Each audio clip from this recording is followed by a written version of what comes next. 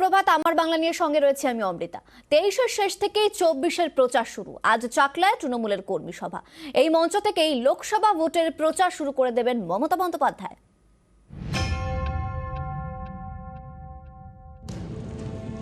বছর ঘুরলেই লোকসভা ভোট, 24-এর মহারণ। উত্তর 24 পরগনার চাকলা থেকেই এই ভোটের প্রচার শুরু মমতা বন্দ্যোপাধ্যায়ের। বৃহস্পতিবার দুপুরে চাকলা মন্দির লাগোয়া এলাকায় তৃণমূলের কর্মী সভা।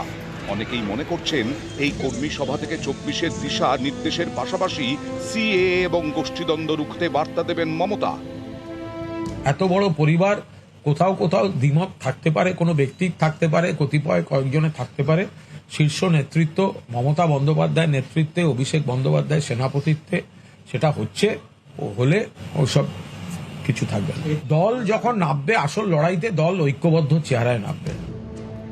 উত্তর 24 পরগনা তৃণমূলের শক্ত ঘাঁটি। এই জেলায় দীর্ঘদিন দলের সাংগঠনিক দায়িত্ব সামলেছেন জ্যোতিপ্রিয় মল্লিক। 2016 থেকে 2021 জেলা সভাপতির পদে ছিলেন জ্যোতিপ্রিয়। রেশন দুর্নীতিতে তিনি এখন গড়াদের পেছনে।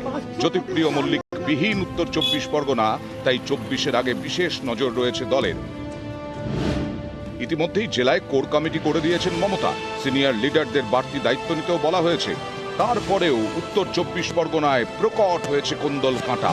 বারাকপুরের সাংসদ অর্জুন সিং এবং জগদ্দলের বিধায়ক সোমনাথ শ্যামের দ্বন্দ্ব শোরগোল ফেলেছে। এই পরিস্থিতিতে বৃহস্পতিবার মমতার সভা।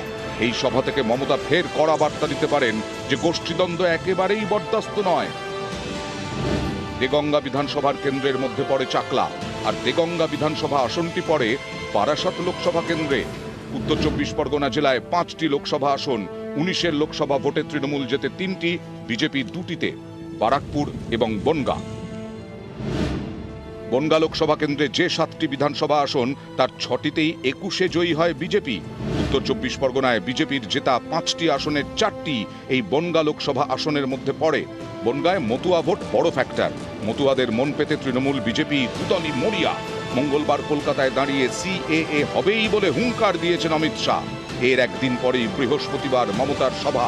পর্যবেক্ষকদের মতে চাকলার কর্মী সভা থেকে মমতাও সিএএ বিরোধিতায় পাল্টা সুর চড়াবেন।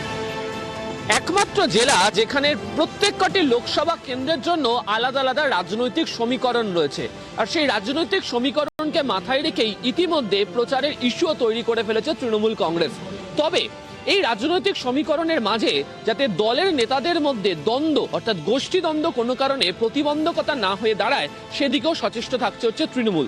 তাই চাকলার এই কর্মী সভার মধ্যে দিয়ে আসলে দলকে গোষ্ঠীদ্বন্দ্ব দূরে সরিয়ে রেখে এখন থেকে পুরোপুরিভাবে লোকসভায় মনোনিবেশ করে ময়দানে নামার ডাকি দিতে পারেন মমতা বন্দ্যোপাধ্যায়। ক্যামেরা জ্যোতির্ময় বসুর সাথে আবির ঘোষাল ও জিয়াউল আনাম, নিউজ 18 বাংলা, কলকাতা।